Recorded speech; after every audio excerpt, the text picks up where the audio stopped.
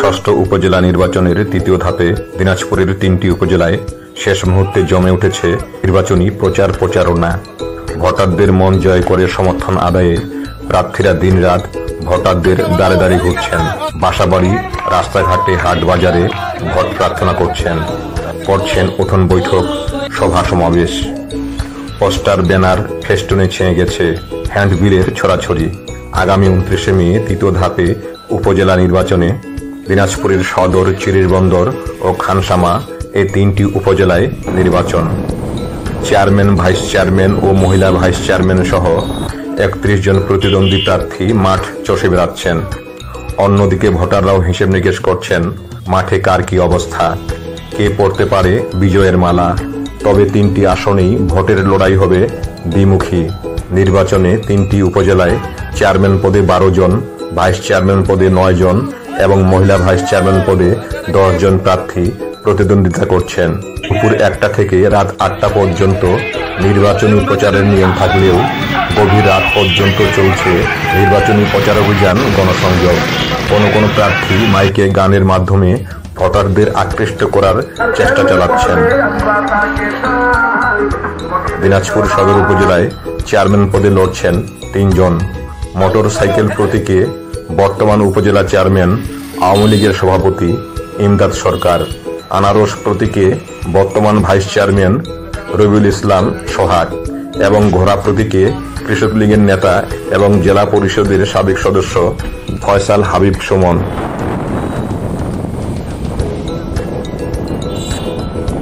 প্রত্যেকটা ভোটারের কাছে যাচ্ছি, ভোট চাচ্ছি। জনগণের আমি সাড়া পাচ্ছি যে আমি কলস মার্কায় ভোট পাবো, ইনশাআল্লাহ জয় হব। আমি জনগণের ভোটে নির্বাচিত হইলে তৃণমূল পর্যায়ে মানুষের সেবা করব। চিরিরবন্দর উপজেলায় চেয়ারম্যান পদে 5 জন প্রার্থী প্রতিদ্বন্দ্বিতা করছেন। হেলিকপ্টার প্রতীকে উপজেলা আওয়ামী লীগের সাবেক সাধারণ সম্পাদক, শিক্ষক সমিতির নেতা মোহাম্মদ আহসানুল হক মুকুল। দোয়াত কলম প্রতীকে উপজেলা আওয়ামী লীগের সভাপতি, সাবেক UP chairman Sushil Kumar Saha. Motorcycle প্রতীকে বর্তমান ভাইস চেয়ারম্যান, উপজেলা আওয়ামী লীগের সহসভাপতি জ্যোতিষ চন্দ্র রায়। ঘোড়া প্রতীকে উপজেলা আওয়ামী লীগের যুগ্ম সাধারণ সম্পাদক মোস্তাফিজুর রহমান ফিজার এবং আনারস প্রতীকে বিএনপির বহিষ্কৃত নেতা, সাবেক ইউপি চেয়ারম্যান মোকারম হোসেন। খানসামা উপজেলায় 4 জন চেয়ারম্যান প্রার্থী প্রতিদ্বন্দ্বিতা করছেন। হেলিকপ্টার প্রতীকে বর্তমান উপজেলা চেয়ারম্যান এবং উপজেলা আওয়ামী লীগের সাধারণ সম্পাদক শফিউল আলম চৌধুরী লায়ন।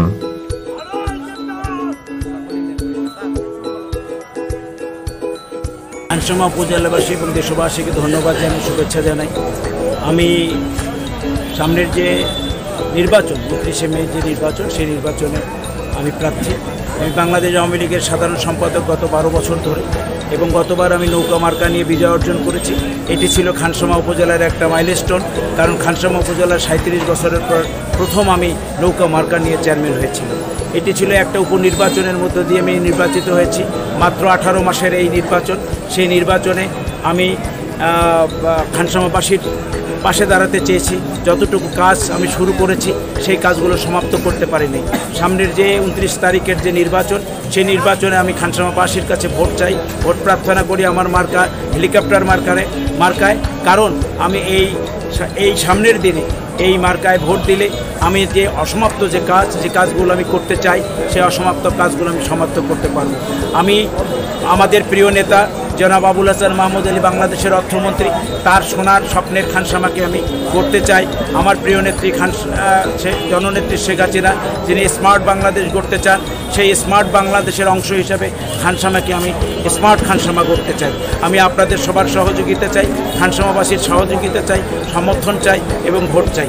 আপনারা আমাকে সামনের 29 তারিখে আমার মার্কা হেলিকপ্টারে ভোট দিবেন এবং শেখ হাসিনার হাতকে শক্তি। আনারস প্রতীকে সাবেক উপজেলা চেয়ারম্যান শহীদুজ্জামান শাহ।